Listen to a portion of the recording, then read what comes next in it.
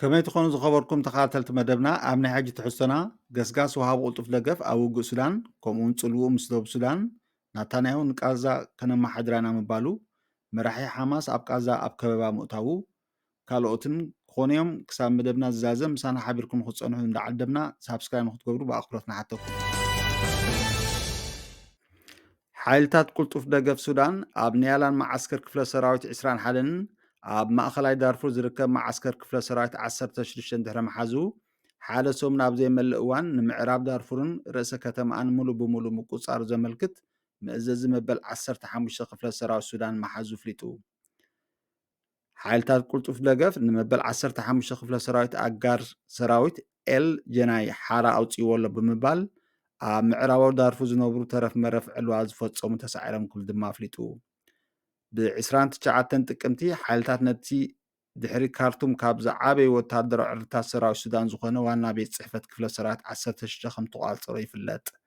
دحري خلته معلت دما أزاز كفلة سراويت عسران حدن كالوت حمسة لعلوت مكوناتن أمايت وتادراتن ممرخو محبيرهم حالتات قلتف دقف نخفلة سراويت 16 15 بخمي كم سقال صرو أي قلتون ኣብኡ ዘለዉ ሓይልታት ካብቶም ቦታታት ምስሓቦም ተኽእሎ ኣሎ ከም ዘሎ ይግለጽ ኣሎ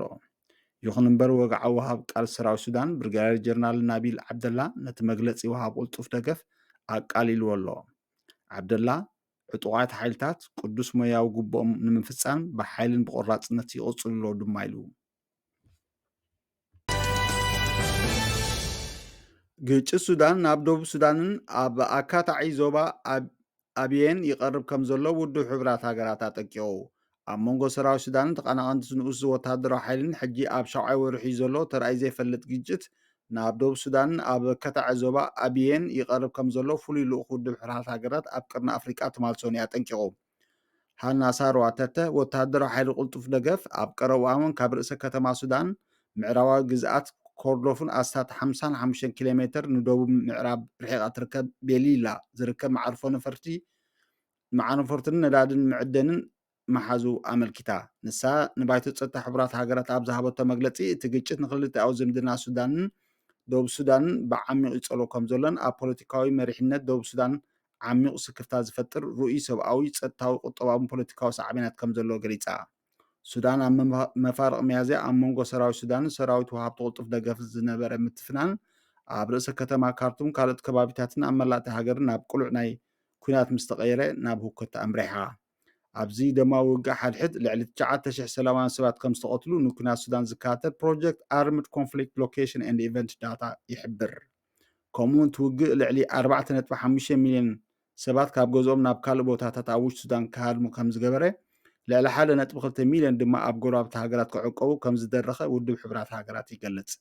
እቲ ኣኼባ ቦታ ፀጥታ ኣብቲ ብነዳዲ ሃብታም ዞባ ኣብየ ዝርከብ ዓቃብ ሰላም ውድብ ሕብራት ሃገራት ዘተኮረ ኮይኑ ደቡብ ሱዳን ኣብ 2011 ካብ ሱዳን ነፃ ምስ ወፀት ኩነታቱ ዘይተፈትሐ እዩ ክልቲኦም ወገናት ካብ መወዳእታ ወርሒ ጥቅምቲ ጀሚሮም ኣብ ገማግም ባሕሪ ስዑድ ዓረብ ትርከብ ከተማ ጅዳ ኣብ ዝካየድ ዘሎ ግጭት ንምቁራፅ ዝዓለመ ዝርርብ ክሳተፉ ፀኒሖም እዮም ውግእ ግን ገና ይቕፅል ኣሎ ቀዳማይ ሚኒስትር እስራኤል ቤንጃሚን ናታንያሁ ኣብ ከተማ ተልኣቪቭ ኣብ ዝሃቦ ጋዜጣዊ መግለፂ ከተማ ጋዛ ተኺባ ከም ዘላን ሰራዊት ምክልኻል እስራኤል ድማ ኣብ ውሽጢ ከተማ ይዋሳእ ከም ዘሎን ሰራዊቱ ኣብ ልዕሊ ሓማስ ዝገብሮ ፀቕጢ እናዓመቐ ይኸይድ ከም ዘሎን ብዙሓት ኣሸበርቲ ዝበሎም ከም ዝተቐትሉ ተዛሪቡ እቲ ቀዳማይ ሚኒስትር ሓይልታት እስራኤል ንዋና ቤት ፅሕፈታት ተናልታት መደበራትን ሓማስ ከም ዝዕነዎ ብተወሳኺ ገሊፁ እቲ ቀዳማይ ሚኒስትር እስራኤል ኣብ ቃዛ ንዘይተወሰነ እዋን ሓፈሻዊ ሓላፍነት ፀጥታ ክህልዋ ድማ ኢሉ ነዚ ኣመልኪታ ሕቡራት መንግስታት ኣሜሪካ ዳግማይ ጎቦ ቃዛ ኣይክትድግፍና ብእስራኤል ንዝኾነ ዳግመ ግዝኣት ቃዛ ከም ዘይትድግፍ ሚኒስትሪ ጉዳያት ወፃኢ ኣፍሊጡ ብተወሳኺ ዋሽንግተን ካብቲ ግዝኣታ ወፃኢ ንዝኾነ ይኹን ጉዱድ ምግዓዝ ፍልስጥኤማውያን ከም ዘይትድግፍ ገሊፃ ኣላ ቀዳማይ ሚኒስትር እስራኤል ንህዝቢላ ኣመልኪቱ ህዝቢላ ኣብዚ ኩናት ክሳተፍ እንተጀሚሩ ናይ ዕድሚኡ ሙሉእ ጌጋ ክፍፅም ድማ ኢሉ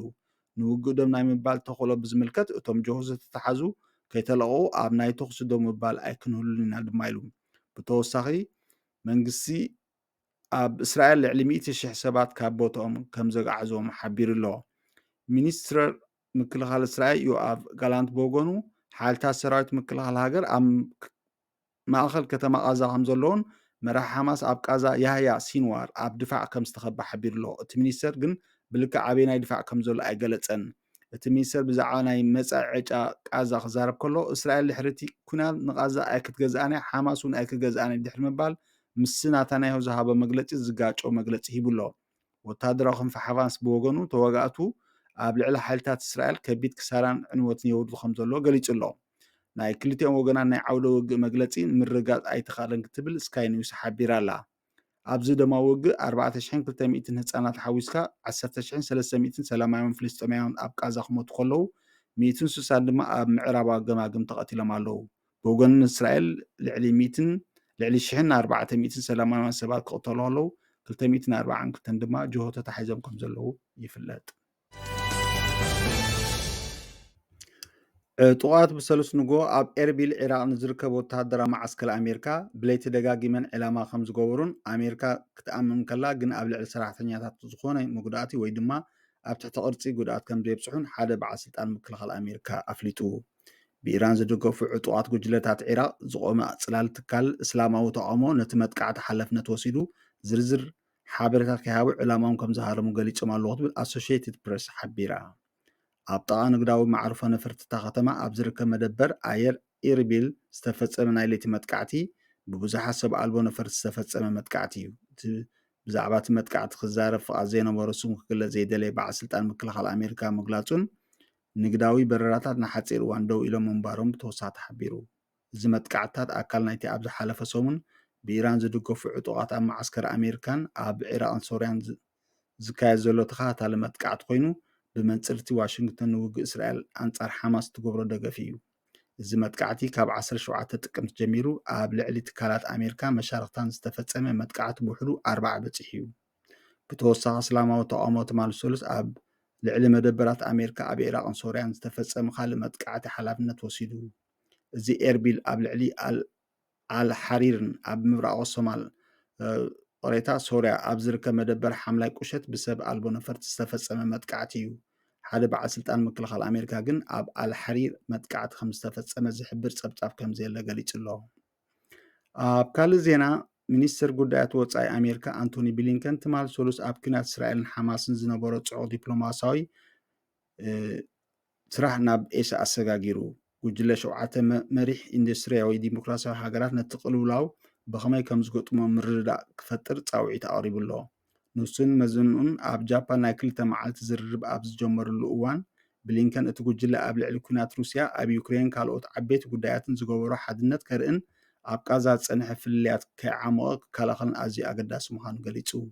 ብሊንከን ንሚኒስትር ጉዳያት ወፃኢ ጃፓን ዮኮ ካሚካዋ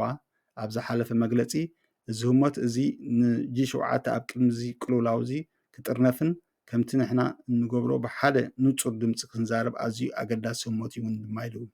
ኣብ ቃዛ ንወርሒ ዝቐፀለ ዓይናዊ ግጭትን እስራኤል ነቲ ብ7 ጥቅምቲ ዘጋጠመ ቀታሊ መጥቃዕቲ ሓማስ ዝሃበቶ ምላሽ ዘስዓቦ ኣሰቃቂ ሰብኣዊ ፅልዋታት ንምቅላል ዝግበር ፃዕርታትን ቀንዲ ትኩረት ናይቲ ኣኼባ ክኸውን እዩ። ምስ ኩሉ ግን ምስ ኩናት ሩስያን